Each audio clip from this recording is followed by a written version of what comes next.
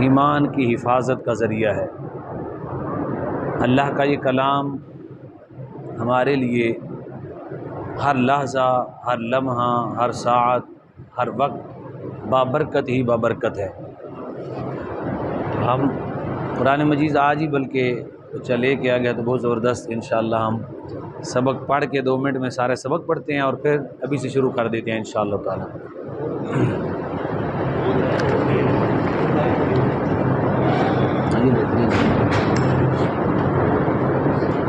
تو انہوں نے کہا کہ میں نے ان کو کہا کہ آپ نماز پڑھا کریں۔ انہوں نے آگے سے کہا جی ویسے سادہ، میں نے کہا جی قرآن مجید کی ایک اہم مقدسہ ہے، اگر وہ آپ تلاوت کر کے سو جائیں اور جس ٹائم مرضی چاہیں آپ ذہن میں ٹائم نوٹ کر لیں، کیا کریں جی؟ ذہن میں ٹائم نوٹ کریں اور سو جائیں۔ دیکھیں اللہ کے قرآن کا معجزہ، آپ کو اسی ٹائم اللہ کا کلام اٹھا دے گا، آپ تجربہ کر لیں۔ اس قدر اس کتاب عظیم میں، کتاب کریم میں، کتاب مجید میں، فرقان حمید میں، برہان رشید میں اللہ نے برکات رکھی ہیں کہ ذہن کی ایک حد ہے، علم کی ایک حد ہے، وہ وسعتوں کو سمیٹنے میں چلو اپنی قوت کو، اپنی طاقت کو صرف کر دے گا، لیکن اللہ کا جو کلام ہے یہ بہت بلند و بالا ہے، اور جو جس قدر اس کے ساتھ وابستہ ہوتا ہے یہ کلام اسے اس قدر بلندی عطا کرتا ہے، اس قدر مقام اور مرتبہ عطا کرتا ہے۔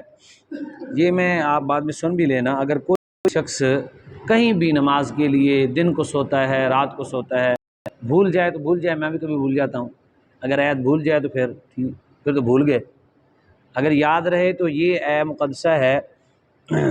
9واں پارہ ہے اور سورت نمبر 7 ہے، سورۃ الاعراف، اور آیت نمبر جو ہے وہ 187 ہے،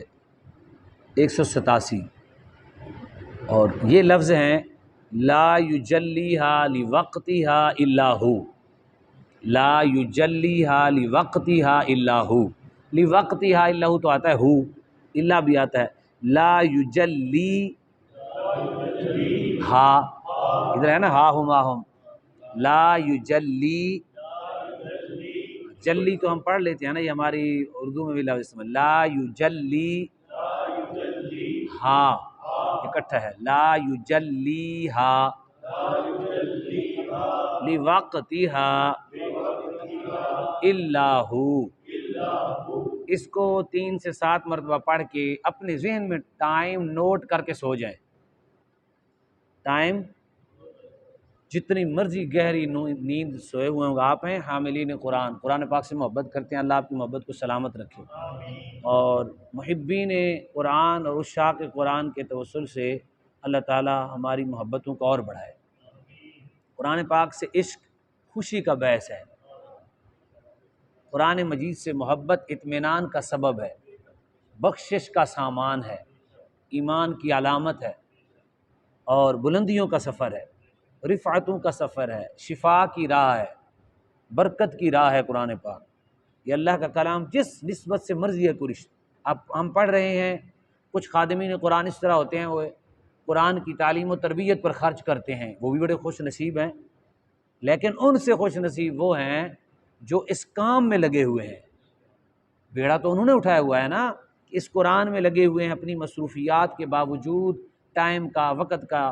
خیال کرتے ہوئے اپنے زندگی میں کچھ لمحات انہوں نے وہ پر نور رکھے ہوئے ہیں جس میں اللہ کے کلام کے ساتھ اپنی وابستگیاں جوڑی ہوئی ہیں۔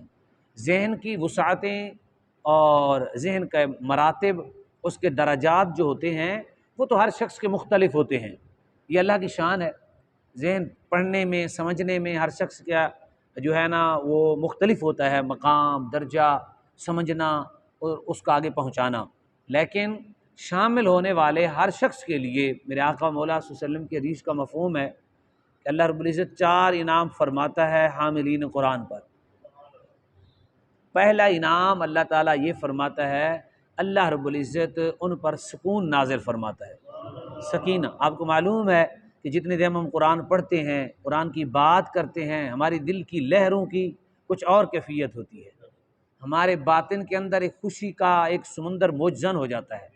اور راحت کا ایک خوبصورت سفر ہمیں محسوس ہوتا ہے۔ اللہ کا کلام ہے، یہ ہماری تو اس میں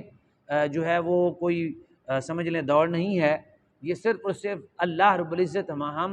ہمارا دین سچا، اللہ کا کلام سچا، ہمارا پاک رب سچا، اس کا محبوب بھی سچا، تو باتیں بھی ساری ان کی سچی، ہر بات میں سچے۔ وَمَنْ أَصْدَقُ مِنَ اللَّهِ حَدِيثًا، اللہ سے کون زیادہ سچا ہو سکتا ہے؟ اللہ اکبر۔ وَمَنْ أَصْدَقُ مِنَ اللَّهِ حَدِيثًا، اللہ فرماتا ہے کون ہے مجھ سے زیادہ سچا اس کائنات میں؟ تو سب سے سچا اس سچے رب نے اپنے محبوب کو بتایا، اور ہمارے آقا و مولا صلی اللہ علیہ وسلم نے ہمیں بتایا، فرمایا کہ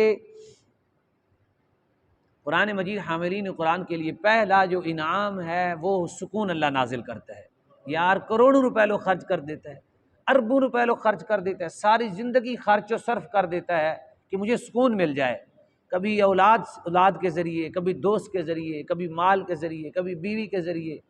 کبھی بیٹے کے ذریعے، کبھی بیٹی کے ذریعے، لیکن ممکن نہیں ہے وہاں سکون نہیں ملنا۔ سکون جہاں اللہ نے رکھا ہے وہ یہاں ہے، اور ہم محسوس کرتے ہیں الحمدللہ۔ یہ بھی اللہ کی عطا ہے کہ ہم محسوس کرتے ہیں، ہمیں مانوسیت ہے اس کے ساتھ، ہمیں الفت ہے، ہمیں پتہ چل گیا ہے کہ اس جگہ سے ہمیں نور ملتا ہے، ہمیں سکون ملتا ہے۔ دنیا کے تھکے ماندے جب ہم اللہ کے کلام کے لیے کچھ دیر کے لیے بیٹھتے ہیں تو وہ تھکاوٹیں ہماری قرآن اتار دیتا ہے، وہ غموں سے ہمیں تھوڑی سی دیر نجات مل جاتی ہے، دکھوں سے ہمیں تھوڑی سی دیر نجات مل جاتی ہے۔ جو ہم گرے پڑے ہوتے ہیں دنیا کی وجہ سے، ہمیں دنیا بچھاڑ کر پھینک دیتی ہے، اور ہم جو گرے پڑے ہوتے ہیں تو قرآن اسے سہارا بڑا کہتا ہے کوئی بات نہیں، میرے ساتھ آ جا، میں تجھے کھڑا کر دیتا ہوں۔ یہ تو اللہ کلام ہے۔ پہلا انعام سکون ملتا ہے، اور دوسرا انعام جو ملتا ہے اللہ فرماتا ہے فرشتے ہو ان کے جا کے طواف کرو، ان کے ارد گرد سکوٹی، ان کے اندر رحمت ہوتی ہے، فرشتوں کے اندر ایک نور ہوتا ہے، سکون اللہ کی طرف سے، اللہ کی مخلوق ایک نئی اس میں مطلب سمجھ لیں کہ نور علی نور کر دے محفل کو، میں نے سکینہ نازل کیا، سکون نازل کیا، اور تم اس کے ارد گرد گھومو۔ اور پھر فرمایا پھر کیا ہوتا ہے جی، ایک تو یہ انعام ہو گیا کہ بندے کے اندر سکون نازل ہوتا ہے، پھر اللہ تبارک و تعالیٰ اس پر سکینہ، اور پھر غشیتہم الملا حفتہم الرحمہ، پھر اللہ کی رحمت، اللہ فرماتا ہے سکون مل رہا ہے، فرشتے طواف کر رہے ہیں، اب یہ میری مخلوق جو ہے نا، کائنات کے غم ان کی طرف متوجہ ہیں، دکھ ان کی طرف متوجہ ہیں، تکلیفیں ان کی طرف، یہ دارالابتلاء ہے، دنیا ہے ہی ازمائش کا گھر، نہ مولوی بچے نہ پیر، نہ اللہ کے پیغمبر و نبی رسول غوث و کتب ابدال، اللہ کے برگزیدہ اور نیک بندے، اللہ فرماتا ہے غشیتہم الرحمہ، فرمایا میں اپنی رحمت میں انہیں ڈھانپ لیتا ہوں، کچھ دیر کے لیے ذرا میری رحمت کی لذت بھی لے لیں، یہ دنیا سے چھوٹ کر تھوڑی سی دیر میری بارگاہ میں آئے ہوئے ان کو اپنی رحمت میں ڈھانپ لو، اللہ اپنی رحمت میں ڈھانپ لیتا ہے۔ اللہ فرماتا ہے اب یہ تو ایک کام کر رہے ہیں، میں نے 3 کر دیے، کتنے کر دیے؟ 3 کر دیے، فرشتے بھیج دیے، جاؤ بھائی میرے نام کی محفل دیکھ کے آؤ، جاؤ فرشتوں میرے کلام کی ایک محفل سجی ہوئی ہے، میرے گھر میں سجی ہوئی ہے، جاؤ اسے دیکھ کے آؤ، اور پھر سکون نازل کیا، پھر رحمت سے ڈھانپ لیا